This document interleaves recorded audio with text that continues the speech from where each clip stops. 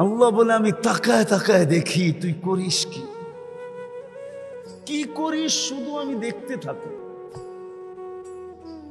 আর চিৎকার দিতে থাকি, মান গাররাকা বিরাব্বিকাল কারীম, আমার মতো দয়ালু রব থেকে তোকে দূরে সরাইলো তো সরাইলো কে? আবার এটাও বলেন কুতিলাল ইনসানু মা আকফারা, ও মানুষ সৃষ্টির ভিতরে তোরে শ্রেষ্ঠত্ব দিলাম, তুই অকৃতজ্ঞ হস কি কইরা?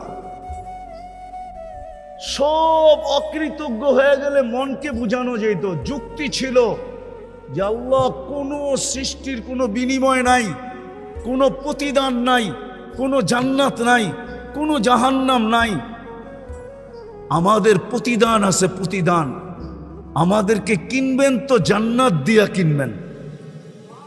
আল্লাহ ঘোষণা দিছে আমি জান্নাত দিয়ে কিনবো, কাগজ দিয়ে না, তোমাকে আমি জান্নাত দিয়ে কিনতে প্রস্তুত। ইন্নাল্লাহ হাশতারা, কোরআন বলে আমি তোমাকে জান্নাত দিয়ে কিনবো। তোমার প্রতিদান আছে, তুমি সুবহানাল্লাহ বলতে দেরি, সৌরজগৎ অর্ধেক নেকি দিয়া ভরতে দেরি হয় না। অথচ সমগ্র সৃষ্টি জন্ম লগ্ন থেকে নিয়ে কিয়ামতের সকাল পর্যন্ত আল্লাহর গুণগান গাবে, গাইতেছে, গাইতেছিল, গাইতে থাকবে। এক সেকেন্ডের জন্য বিমুখ হওয়া এদের জন্য সুযোগ নাই। লা ইয়াগফাল ওয়ালা ইয়ালতাফিত, এদিক ওদিক তাকানোরও সুযোগ নাই, বিমুখ হওয়ারও সুযোগ নাই। তারফাতা আইন, চোখের পলক ঝপতে যতটুকু সময় লাগে এতটুকু সময়ের জন্য। আল্লাহ বলে সবগুলা যদি জমা করি তোর এক সুবহানাল্লাহর সামনে বিন্দুও হবে না, বিন্দু। এত বড় বিনিময় দিতেছেন। আল্লাহ বলে তুই অকৃতজ্ঞ হলি কি করে? ওই আল্লাহর রহমতের ছোঁয়া আছে দেখা, নাইলে 5 বার ডাকে কে? কে ডাকে? নিজের জন্য ডাকে? আমার জন্যই তো ডাকে, আমাকে মূল্যায়িত করার জন্য, মূল্যবান বানানোর জন্যই তো ডাকে। যতটুকু শুনবো, যতক্ষণ শুনবো বা কথা যতক্ষণ চলে, পরিপূর্ণ মনোযোগ দিয়ে শুনবো, কেননা এটা আল্লাহর আদেশ। ইদা কুরিয়াল কোরআন ফাস্তামিউ, যখন কোরআনই কথা শোনো বা কোরআন শোনো, পরিপূর্ণ মনোযোগ দিয়ে শোনো। দ্বিতীয় আল্লাহর আদেশ হলো আনসিতু, পরিবেশটাকে বিলকুল নীরব আর নির্জুম রাখো।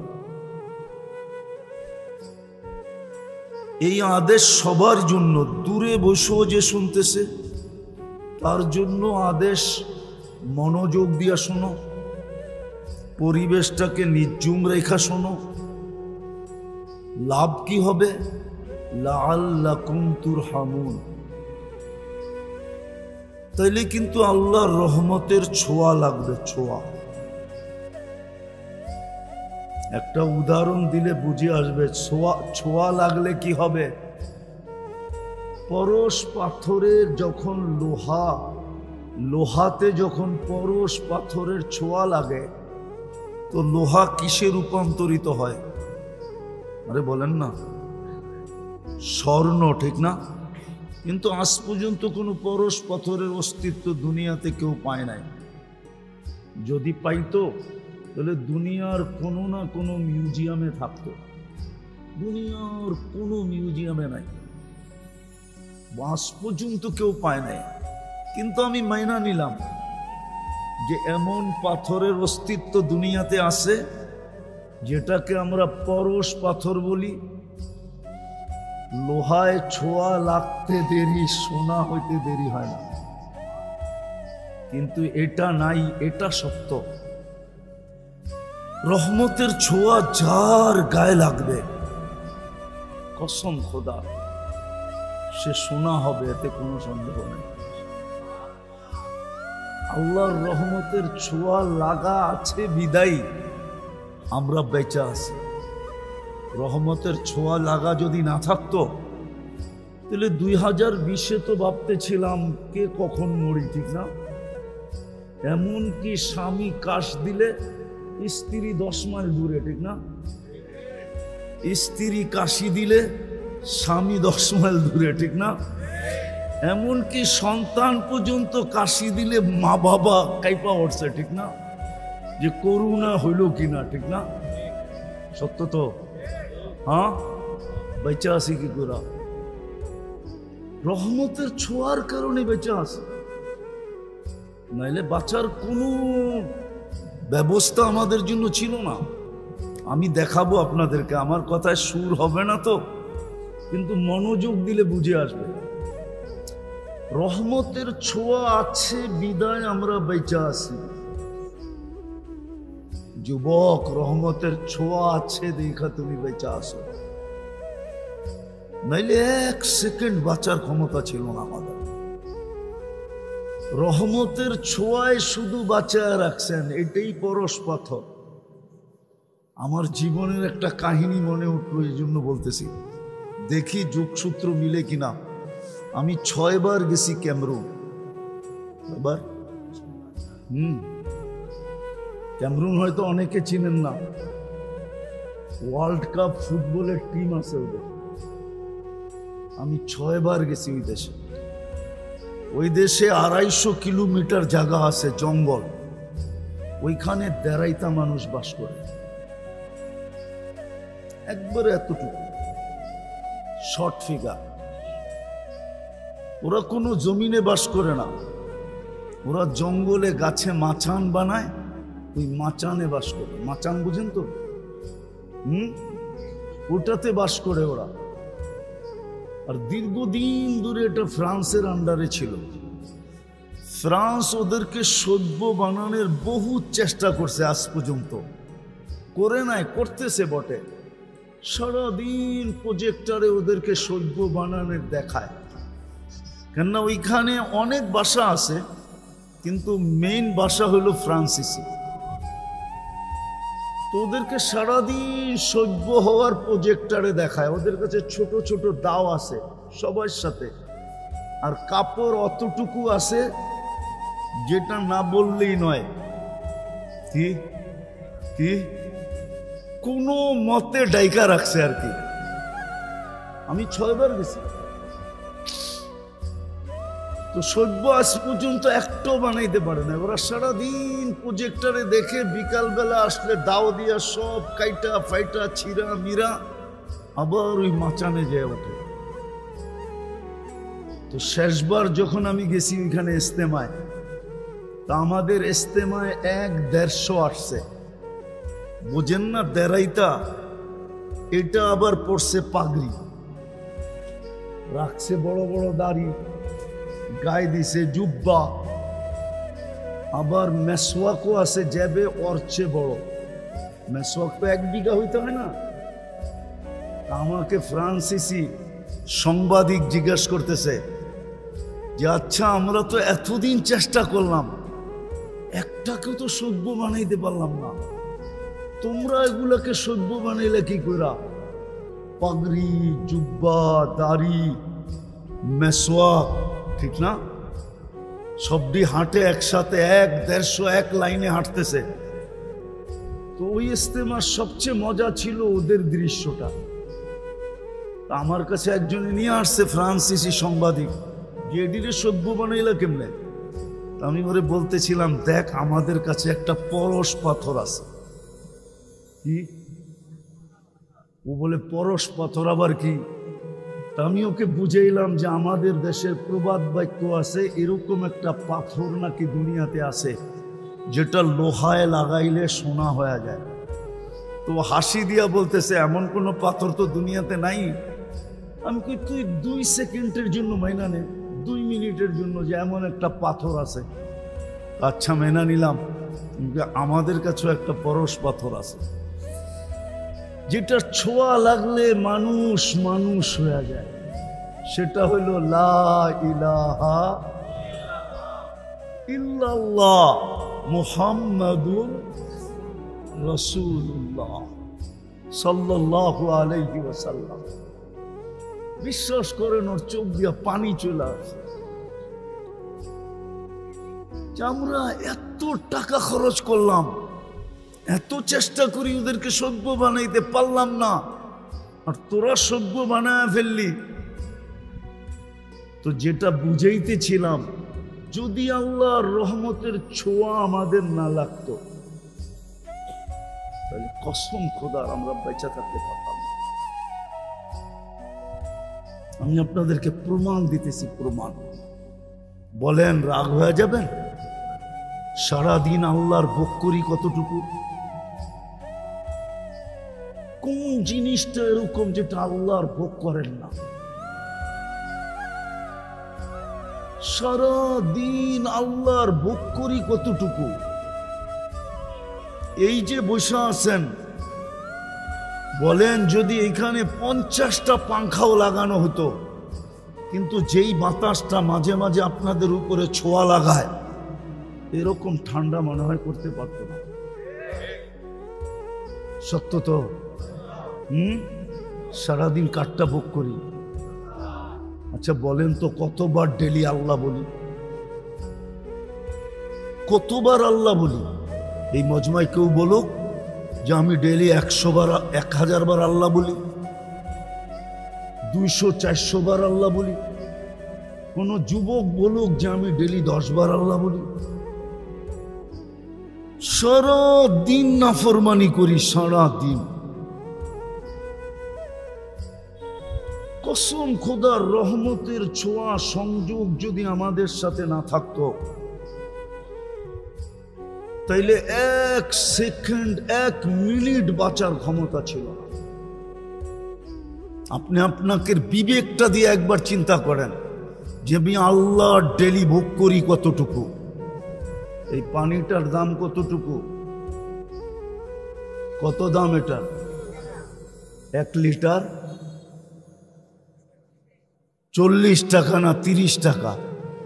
যদি পানির দামে অক্সিজেন কিনতে হতো তাহলে ডেলি 16,500 টাকা অক্সিজেনের বিল দিতে হতো। শুধু যদি পার লিটার 30 টাকা কিনতে হতো, ডেলি আমরা 550 লিটার অক্সিজেন নেই। বিশ্বাস না হলে এখন নেটে সার্চ দেন আর WHO কে জিজ্ঞাসা করেন যে পার হেড আমরা ডেলি অক্সিজেন কতটুকু নেই 24 ঘন্টায়। WHO আমার কথাই বলবে 550 লিটার।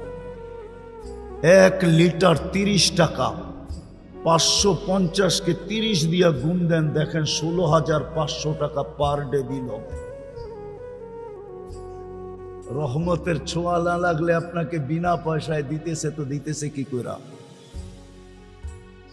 মাসে তো 4,95,000 টাকা বিল হইতো পানির দামে কিনলে। পানির দামে 1 পয়সা যদি শ্বাসের বিল হইতো।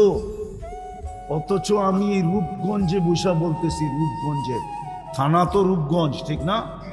হ্যাঁ, বাংলাদেশের প্রথম সারির শিল্পপতি যমুনার মালিক আমাদেরকে শিখায় গেছেন করোনা লগ্নে 2020-এ স্বাভাবিক শ্বাসের দাম কত, স্বাভাবিক শ্বাস নেওয়ার দাম কত শিখায় গেছিলেন। উনি ডাক্তারের টিমকে বলছিল, চায়নার ডাক্তারের টিমকে, যখন ভেন্টিলেটর চলতেছিল, যে আমাকে স্বাভাবিক শ্বাস নিতে দাও, এন্টার কোম্পানি আমি তোমাদের নামে লেখা দিব। পেপারে আছে, পেপারে, ওনারা জানে পেপারে আছে।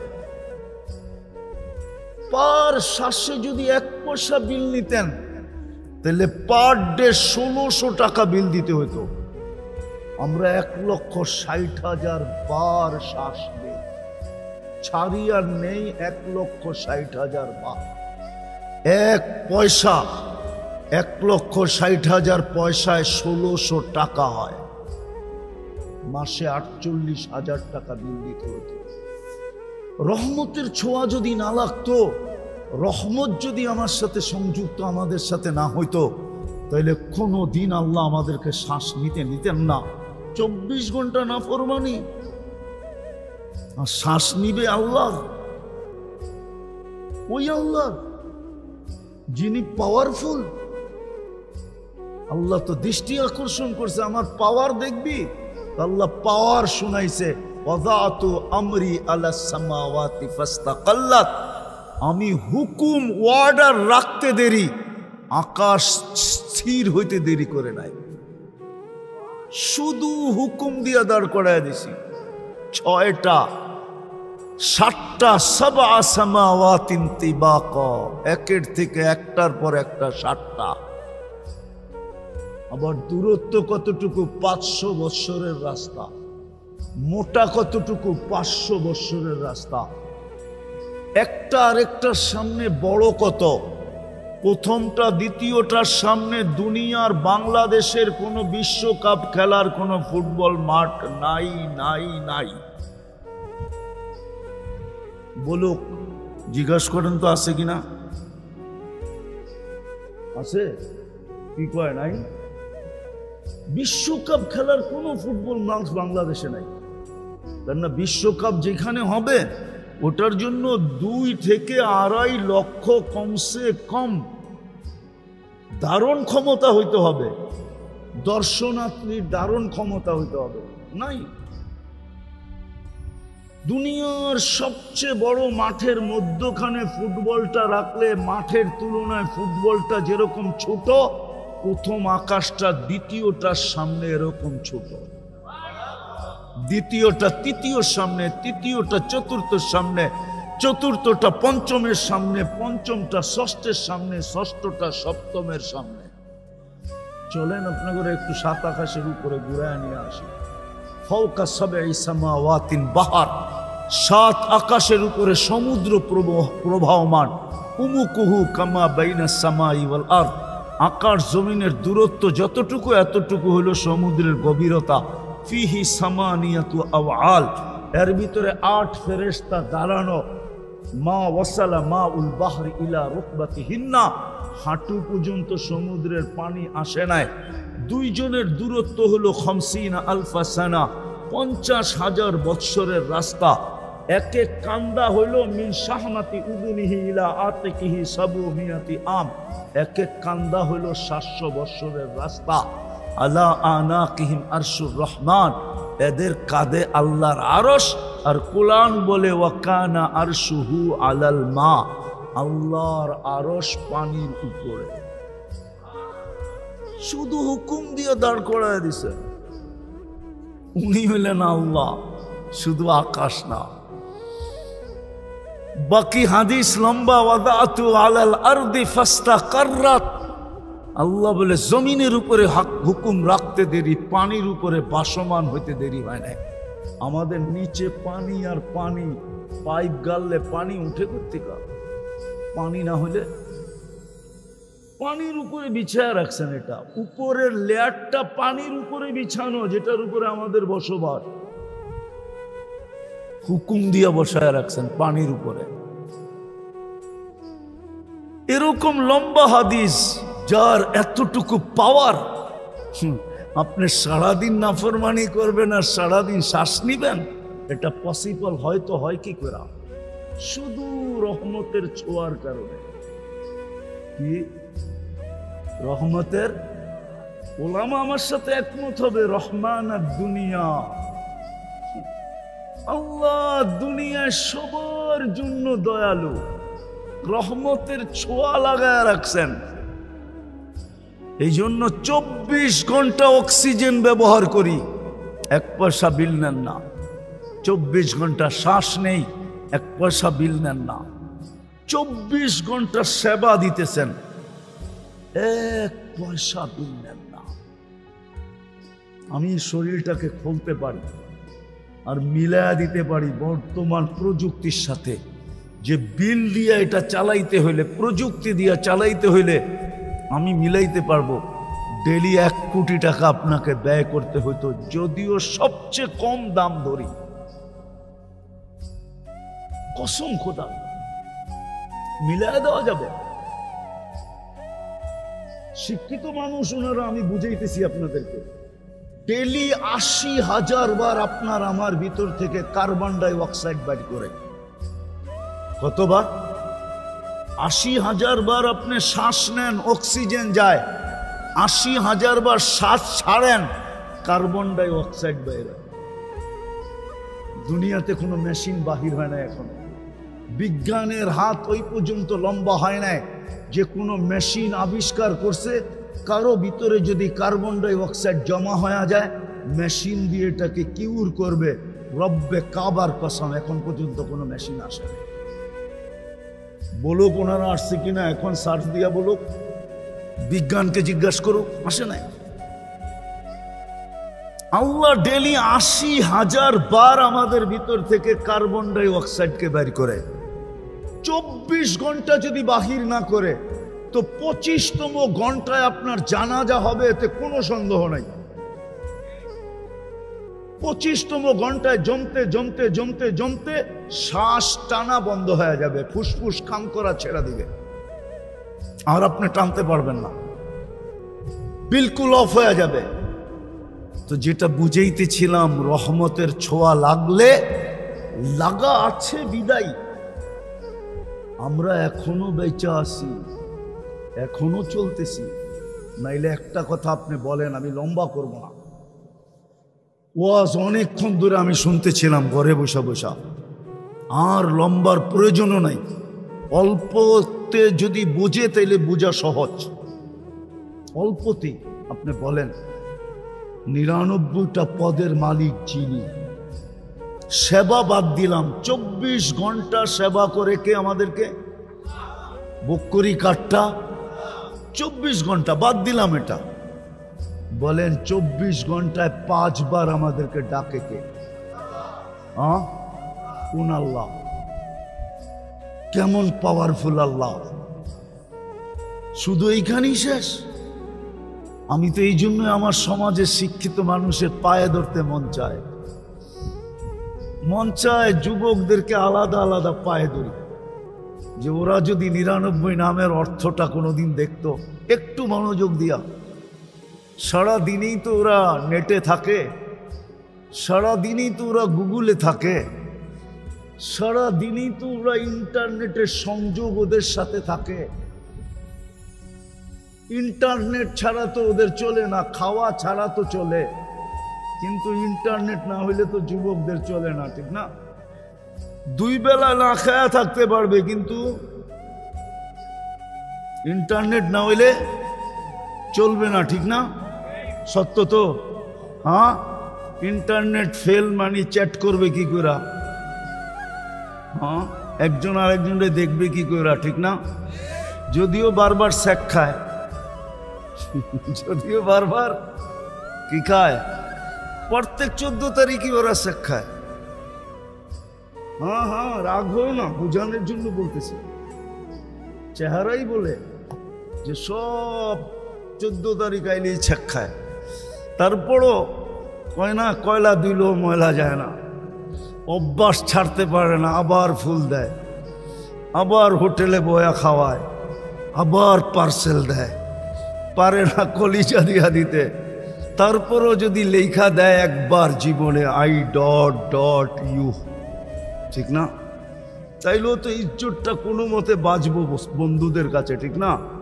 না আবার খেপা যায় কিনা, গাড়ি আটকায় দেয় কিনা, আবার রূপগঞ্জ, ঠিক না? তো যেটা বুঝাইতেছিলাম, আমার তো মনে হচ্ছে ওদের পাও ধরে বলি, একবার 99 নামের অর্থ দেখো, তাইলে বুঝে আসবে কোন আল্লাহ ডাকে।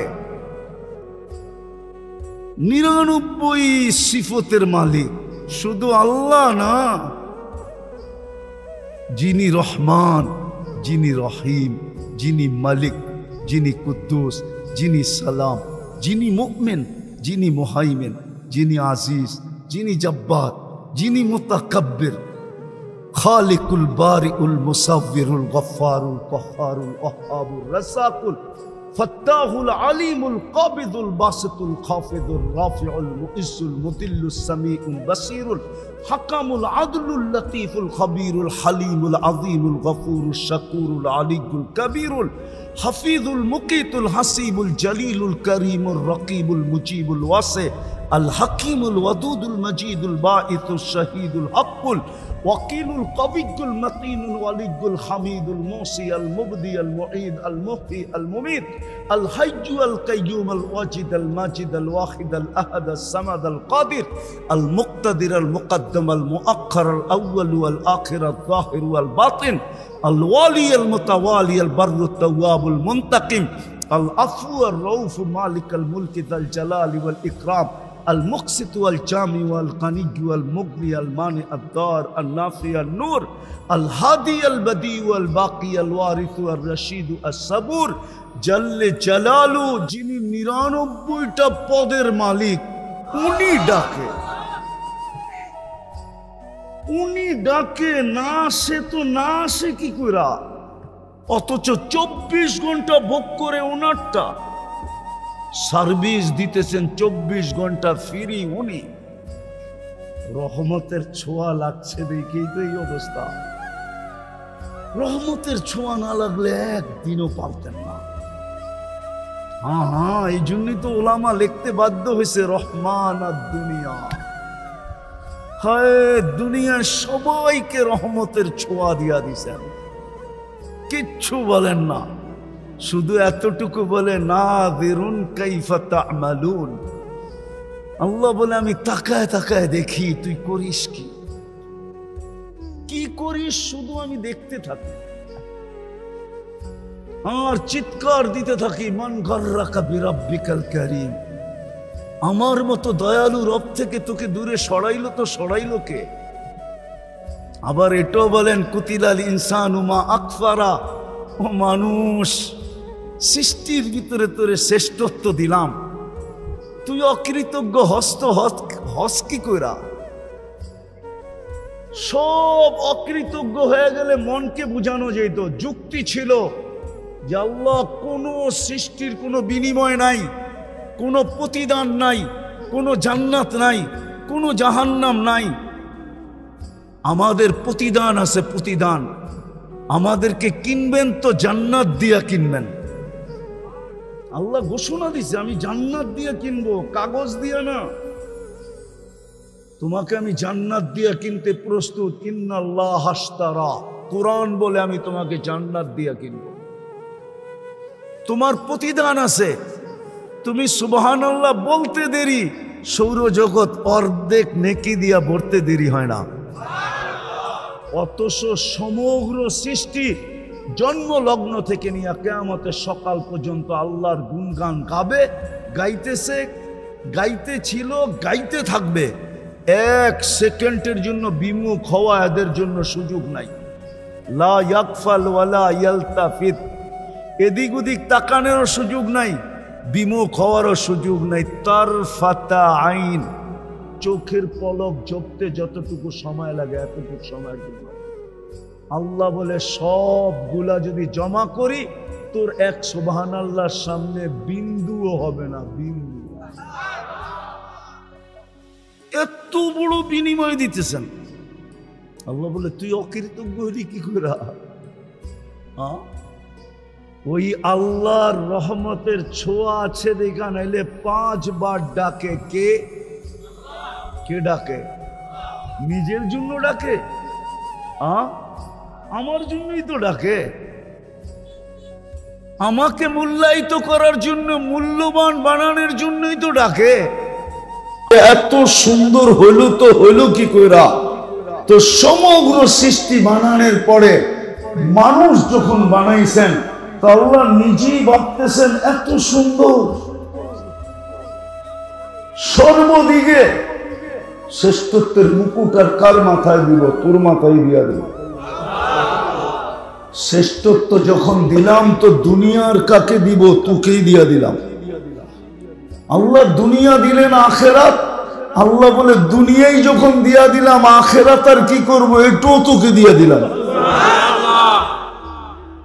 যখন দুটোটাই দিলাম তো বাকি সৃষ্টি আর কি করব ওটা তোর অধীন করে দিলাম এই জন্য ফেরেশতা আমাদের অধীন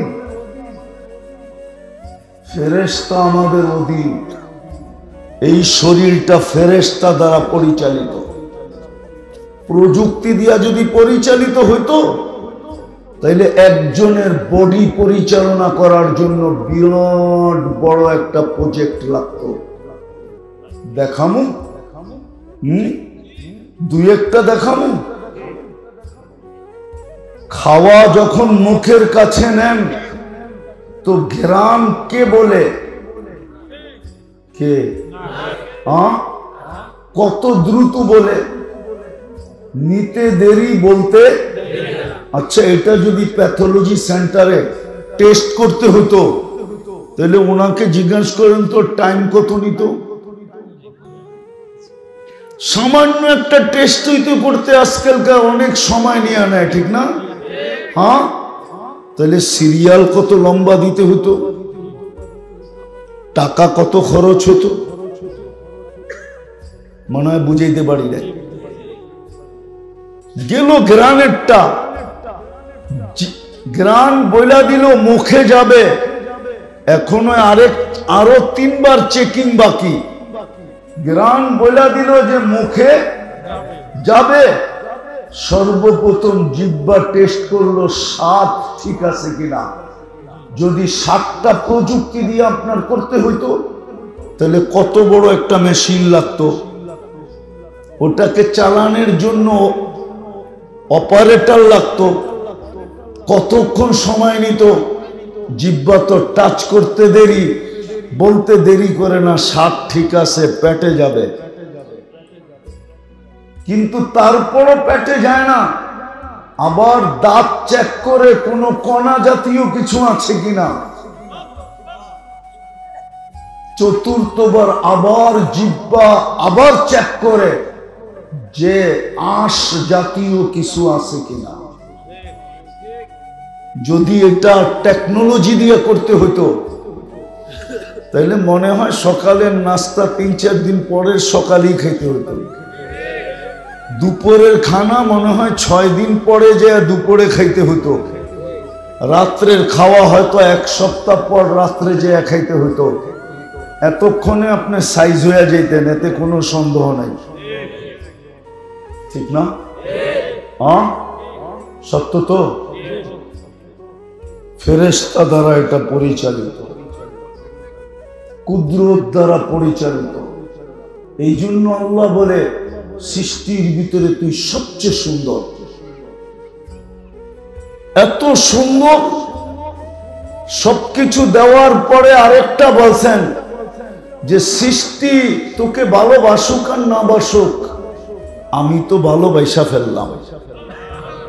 হাদিসে আছে ইন্নী লাকা মুহিব্বা, ইয়া ইবনা আদম ইন্নী লাকা মুহিব্বা। ও আদম সন্তান, ও মানুষ, আমি তোকে ভালোবাসি। ফাবি হুব্বি কুল্লি মুহিব্বা, আমার ভালোবাসার কসম তুই আমাকে একটু ভালোবাসা দেখা। তো যদি রহমতের ছোঁয়া না লাগতো, পরশ না লাগতো, আপনি কোনোদিন মানুষ হতেন, আমিও মানুষ হতাম। রহমতের ছোঁয়া লাগছে বিদায়ী মানুষ, কিন্তু হইলে কি হবে? রাগ হয়ে যাবেন? মনুষ্যত্ব কতটুকু আছে না? যদি থাকতো তাইলে জমিনের সীমানা নিয়ে কেন ঝগড়া করে? যদি থাকতো, যদি থাকতো তাইলে জমিনের সীমানা নিয়ে ঝগড়া করে কি করে? করে না, করে না, করে না, করে না। হ্যাঁ, মনুষ্যত্ব যদি থাকতো তাহলে আরেকজনেরটা ছিনায় নাই কি করে? মনুষ্যত্ব তো নাই।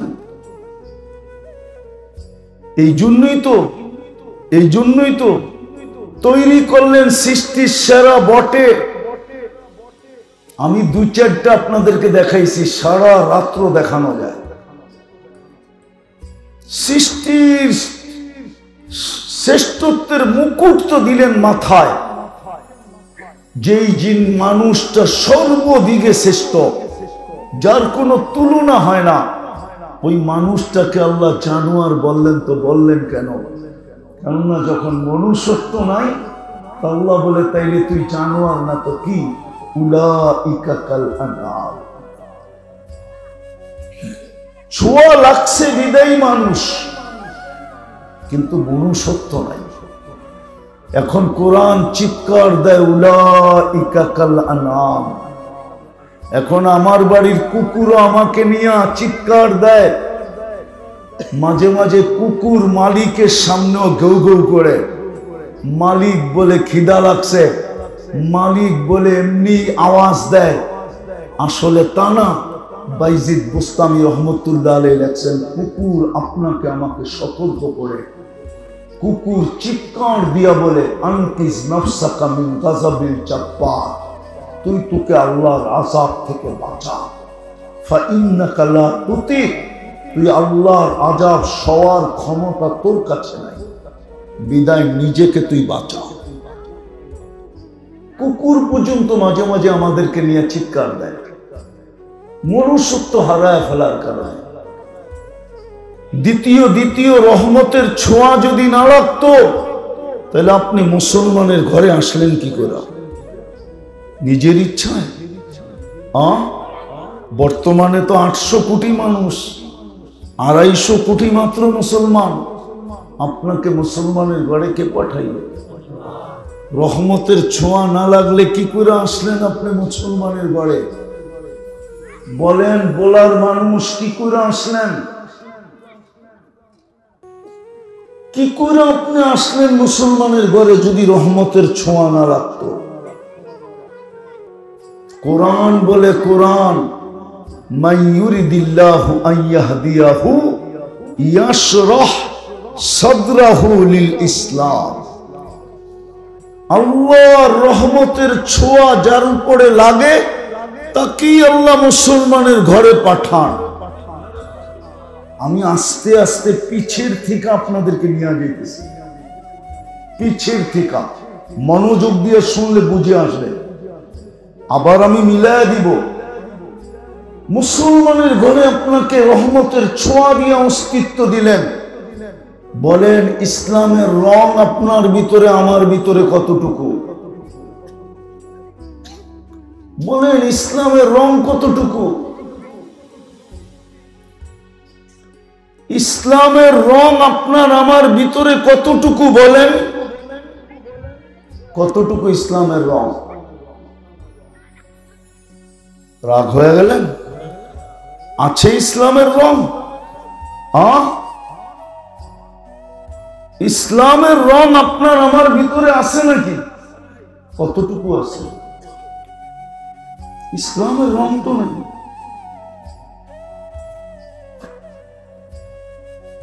ইসলামের রং তো আপনার আমার ভিতরে নাই।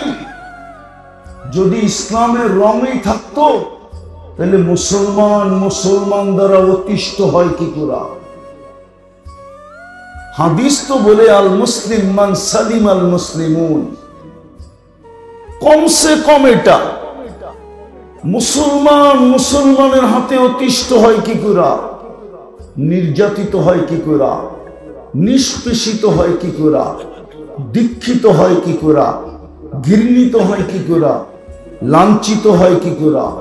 বঞ্চিত হয় কি করে? আজকে তো সমাজে একজন আরেকজনের দ্বারা নির্যাতিত, বড়র দ্বারা ছোট নির্যাতিত, শক্তিশালীর দ্বারা দুর্বল নির্যাতিত, টাকাওয়ালার দ্বারা গরিব নির্যাতিত, পদালার দ্বারা পদহীনরা নির্যাতিত। না নির্যাতিত না? নির্যাতিত না? মুসলমানের ঘরে তো আপনাকে অস্তিত্ব দিলেন। চিনেন? ইসলামের লাভ জানেন? যদি ইসলাম গুরুত্বপূর্ণ না হতো, তাহলে আল্লাহ কেন বলতেন ওয়ালা তামুতুন্না ইল্লা ওয়া আনতুম মুসলিমুন? এটা আপনাকে থ্রেট দিছে, আল্লাহ সতর্ক করছে, আমি রহমতের ছোঁয়া দিয়া তোকে মুসলমানের ঘরে অস্তিত্ব দিলাম। খবরদার যদি ইসলাম ছাড়া আস, খবরদার যদি তুই ইসলাম ছাড়া আস। থ্রেট দিছেন আপনাকে, কালকে কি চেহারা দেখাবেন? না বরিশালের প্রবাদ বাক্যই বলবেন? এই অঞ্চলের একটা প্রবাদ বাক্য আছে, যদিও বরিশালের ভাষার সাথে আপনাদের মিল নাই, মুই কি কম বুঝি, মোরে বুঝাইতে হইবে, মোরে জ্ঞান দিতে হইবে না। জানেন এটা বরিশালে যে আছে? কি এটাই ভাবতেছেন? মুসলমানের ঘরে আপনার জন্ম, রহমতের ছোঁয়া দিয়ে আপনাকে মুসলমানের ঘরে অস্তিত্ব দিয়েছেন। এই জন্যই বলছেন তোমাকে রহমতের ছোঁয়া দিয়া মুসলমানের ঘরে পাঠাইলাম, খবরদার যদি ইসলাম ছাড়া আসলাম, ওয়ালা তামুতুন্না ইল্লা ওয়া আনতুম মুসলিমুন। এটা আল্লাহর সতর্কবাণী, খবরদার, তাইলে আমি তোমাকে কিনবো না, জান্নাতের বিনিময়ে কিনবো না। ভাগ্য তো খুলা দিছিলেন বটে, হায় হায় হায় হায়, রং হারা হয়ে আজকে এই দুরবস্থা। তৃতীয় দেখাইতেছি, তৃতীয়, রহমতের ছোঁয়া যদি না লাগতো তো আপনি উম্মতে মুহাম্মদী হতেন কি করে? যে উম্মত হওয়ার জন্য নবীরা চোখের পানি ঝরাইলেন, যে উম্মতের হাতের ছোঁয়া পাওয়ার জন্য দানিয়াল আলাইহিস সালাম মৃত্যুর পরেও 2500 বছর অপেক্ষা করলেন। আমি মনে হয় আপনাদেরকে বুঝাইতে পারতেছি না, আপনাদের চেহারায় বলে আমি আপনাদেরকে বুঝাইতে পারতেছি না। দানিয়াল আলাইহিস সালাম মৃত্যুর পরেও 2500 বছর অপেক্ষা করছেন শুধু উম্মতে মুহাম্মদীর হাতের ছোঁয়ার মাধ্যমে কাফন আর দাফনের জন্য। সাহাবায়ে কেরাম ওনাকে কাফন পরায়া দাফন করছেন। আল্লাহর রাসূল সুসংবাদ দিছিলেন, আসবে একদিন সময়, ইরাক হবে স্বাধীন, পাবে তোমরা দানিয়াল আলাইহিস সালামকে, যিনি তোমাদের অপেক্ষায় অপেক্ষমান। ওই রাসূলের উম্মত বানাইলেন, রহমতের ছোঁয়া দিয়া বলার মানুষ, ভাগ্য খুলা দিলেন। ভাগ্য দৌলত খান না আপনাদের থানার নাম? বুরহানুদ্দিন, ঠিক না? হ্যাঁ, বুরহানুদ্দিনের মানুষ, ভাগ্য খুলা দিলেন। ভাগ্য 80 বৎসরের বুড়াও যদি দৌড়ায়া, 80 বৎসরের বৃদ্ধ যদি 80 বৎসর দৌড়াইতে দৌড়াইতে একটা রাত্র শুধু নিতে পারে, ধরতে পারে, একটা রাত্র যদি পাইতে পারে, মারা যাওয়ার পরে আল্লাহর সামনে উপস্থিত যদি হয়, আর আল্লাহ যদি জিজ্ঞাসা করে কি নিয়ে আসছিস, তো বুক ফুলাইয়া বলতে পারবে এক রাত্র নিয়ে আসছি, এক রাত্র।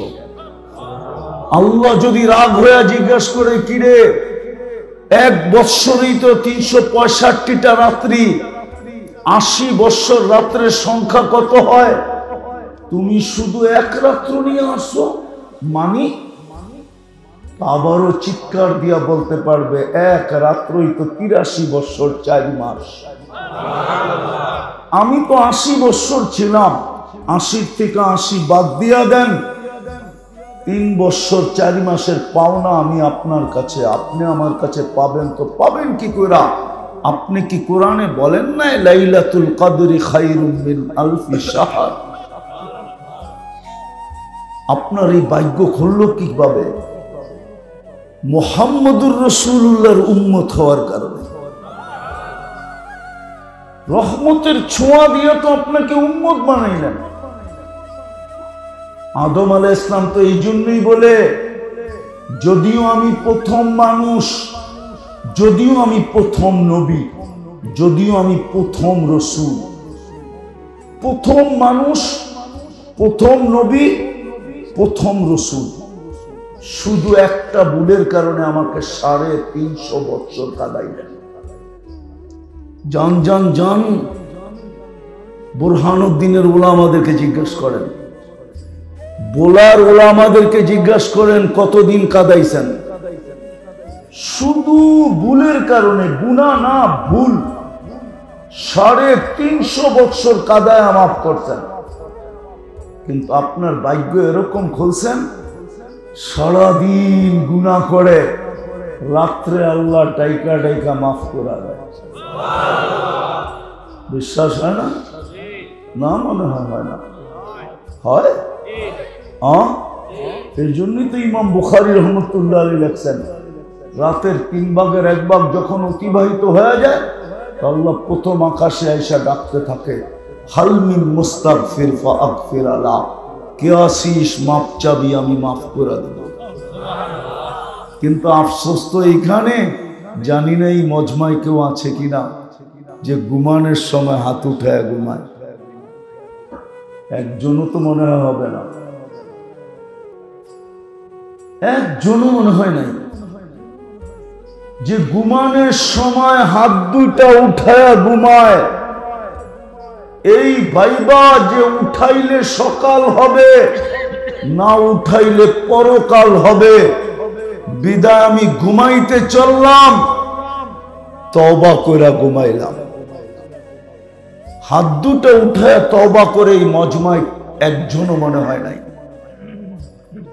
রাগ হয়ে গেলেন? উচিত কি ছিল না?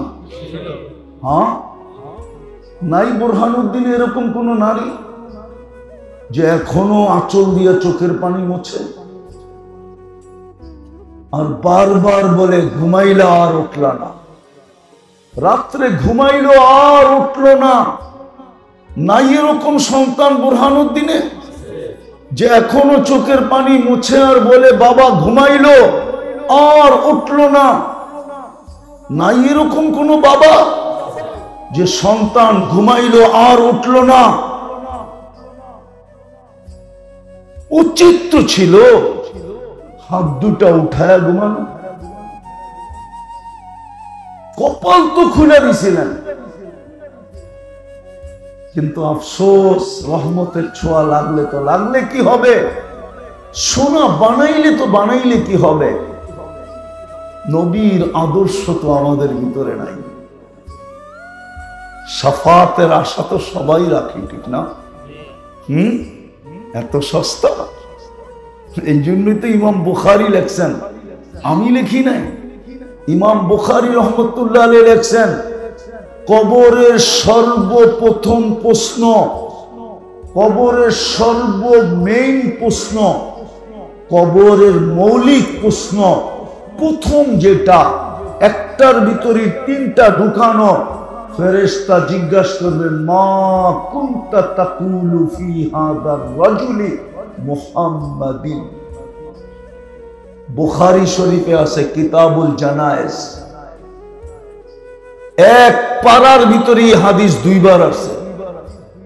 উলামা থাকলে যে তাহকিক করে নিয়েন, প্রথম জিজ্ঞাসা করবে ওই ব্যক্তির আদর্শে কতটুকু আদর্শবান ছিলাম। এক রাত্র ধরতে পারলেই 83 বছর 4 মাস হতো। রাত্রে হাত, আমি ডাইকা ডাইকা তোমাকে মাফ করতে চাই, মাফ করতে চাইছিলাম, তুমি হাত উঠাইতে দেরি, আমি মাফ করতে দেরি করতাম না। ওই রসুলের আদর্শে কতটুকু আদর্শবান ছিল বলো, ওনার রঙে কতটুকু রঙিন ছিল বলো, ওনার অভ্যাসে কতটুকু অভ্যস্ত ছিল বলো, ওনার মতো কতদিন খাইছো বলো, ওনার মতো কত কয়দিন পোশাক পরছো বলো। প্রথম প্রশ্ন, প্রথম মানেন, আমার কথা মানেন, প্রথম প্রশ্ন এটা হবে। যদি দিতে পারি তাহলে আর 2টা জিজ্ঞাসা করবে না, আর যদি না দিতে পারলো তাইলে পরের 2টা জিজ্ঞাসা করবে না। যার উম্মত বানায় তোমার ভাগ্য খোলা দিছিলাম, আমি তো 2টা দেখাইলাম, 200 দেখানো যায়, 200 আরো বেশি দেখানো যায়।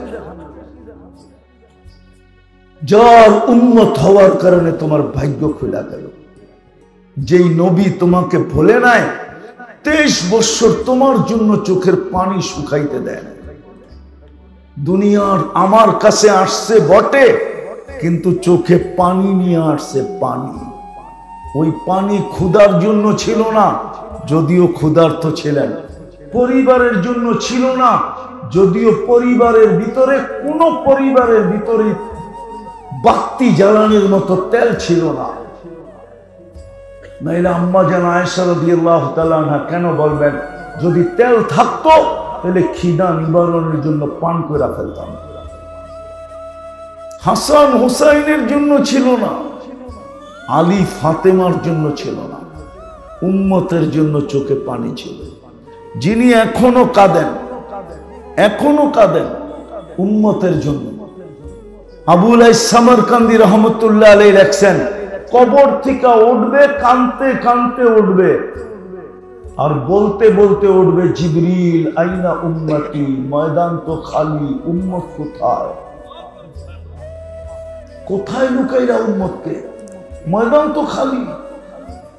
জিবরিল কসম খায় সান্ত্বনা দিলেন, মা শাক্কাল আরদা আহাদুন ইল্লা আনতা, আপনি ব্যতীত জমিনের উপরে কেউ ওঠে নাই, শান্ত হন।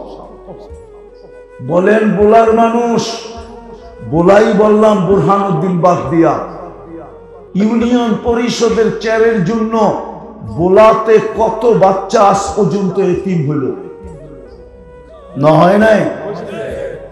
কত মেয়ে বিধবা হইল, হয় নাই? হ্যাঁ, কত মার বুক খালি হইল না? হয় নাই? কত তাজা রক্ত এই বোলার মাটিতে পড়লো না? পড়ে নাই? আপনার আমার নবী তো কিয়ামতের দিন মাকামে মাহমুদ পাবেন। কুরআন তো এটাই বলে, ফাতাহাজ্জাত বিহি নাফিলাতাল লাক আসা আইয়াব আসাকা রাব্বুকা মাকামাম মাহমুদা। আজানের দোয়া তো এটাই বলে যে মাকামে মাহমুদ মিলবে, কিন্তু আপনার আমার নবী তো চেয়ারে বসা দেখবে না, 3 জায়গায় দৌড়াইতে থাকবে। আল্লাহ বলবে বসেন, বলবে বসার সুযোগ কোথায়? আমি যদি বসি উম্মতকে হাউজে কাউসার পান করাবে কে? আমি যদি বসি তো মিজানের পাল্লায় যায়, পাল্লা সামনে ঝুঁকলো না পিছনে ঝুঁকলো, এটা কে দেখবে? আর প্রতিশ্রুতি গুলা কে কাজে লাগাবে? আমি যদি বসা যাই তো পুলসেরাত উম্মতকে কে পার করাবে? আমি তো দুরুদের গাঠটি দিয়ে পার করাই দেব। অথচ আফসোসের তো বিষয়, রাগ হয়ে যাবে। বলবো বলবো হ্যাঁ, একজনও তো নাই এখানে শুক্রবারে 1000 বার দুরূদ পড়ে, একজনও নেই। 500 পড়ে এরকমও মনে হয় নাই যে 500 বার দুরূদ পড়ে। কোন যুবক নাই মনে হয় শুক্রবারে 10 বার দুরূদ পড়ে। রাগ হয়ে গেলে? নবীজি তো বলে গেল শুক্রবারে আমার উপরে বেশি বেশি দুরূদ পড়ো, 6 দিন না পড়লেও চলবে, কমসে কম শুক্রবারটা আমাকে দিয়া দাও, আমার জন্য বেশি বেশি দুরূদ পড়ো। কার জন্য? ওনার জন্য। আপনি নবীর উপরে কি দুরূদ পড়বেন? ইমাম সাহেব নাকি? ইমাম সাহেব আপনি জুমা পড়ান? প্রতি জুমাই তো আপনাদের ইমামরা পড়ে, ইন্নাল্লাহা ওয়া মালাইকাতাহু ইউসাল্লুনা আলান নবী ইয়া আইয়ুহাল্লাযীনা আমানু সাল্লু আলাইহি ওয়া সাল্লিমু তাসলিমা। কোরআনেও তো আল্লাহ হুকুম দিছে আমার বন্ধুর উপরে দুরূদ পড়ো, কিন্তু এই আয়াতের উপরে আমার 3টা প্রশ্ন আছে। আমি বলি আল্লাহ পড়বো বটে, কিন্তু একদিন তো আমরা থাকবো না, আপনার বন্ধুর উপরে দুরূদ কে পড়বে? আল্লাহ বলে ছাগল ফেরেশতারা পড়বে। আয়াতে তো ফেরেশতাদের কথা লেখা, চোখে থেকে যাবেন। আজকে যেরকম আমরা সমাজে মানুষ হিসাবে ঘুরি, দুনিয়ায় মুসলমান বলি, আবার বলিও আমি উম্মতে মুহাম্মাদি। এই জন্যই তো আমাদের এই দুরবস্থা। একটা দেখাই একটা আপনাদেরকে, এই জন্যই তো আমাদের এই দুরবস্থা। নাইলে ফিলিস্তিন মাটির সাথে মিশা যাবে? ইরাক মাটির সাথে মিশা যাবে, কমসে কম এই 2 শহরের যোগ বিয়োগ আমার মিলে না। আমি 14 বছর আগে ফিলিস্তিন দেখছি এই 2 চোখে। আমি সফর করছি 14 বছর আগে ফিলিস্তিন, যেখানে ইব্রাহিম আলাইহিস সালামের কবর, যেখানে মুসা আলাইহিস সালামের কবর, যেখানে 70 জন নবীর কবর চিহ্নিত, 1.25 লক্ষ সাহাবায়ে কেরামের কবর যেখানে চিহ্নিত। আরে না, 45,000 সাহাবাদের কবর যেখানে। মুসলমানের প্রথম কিবলা যেখানে, মুহাম্মদুর রাসূলুল্লাহ নামাজ পড়ছেন যেই দিকে মুখ করে, মেরাজের রাত্র 1.25 লক্ষ নবী, 1.25 লক্ষ নবী রাসূল সশরীরে উপস্থিত ছিলেন যেখানে, মুহাম্মদুর রাসূলুল্লাহ ইমামতি করছেন যেখানে, ওটা মাটির সাথে মিশে যাবে না? বলেন কেন? মিশেই তো গেছে। আছে কি? 1 বছর 16 মাসে আছে কি? কি আছে? উচিত তো ছিল একটাও যেন বুম না ফাটে। পড়তো কিন্তু ফাটতো না, কেননা খলিল তো ঘুমাইতেছে, কালিমুল্লাহ তো ঘুমাইতেছে, 1.25 লক্ষ 70 জন নবী রাসূল তো ঘুমাইতেছে। নবীরা কবরে জীবিত, নবীদের শরীর মাটির উপরে হারাম, ওরা তো জীবিত কবরে।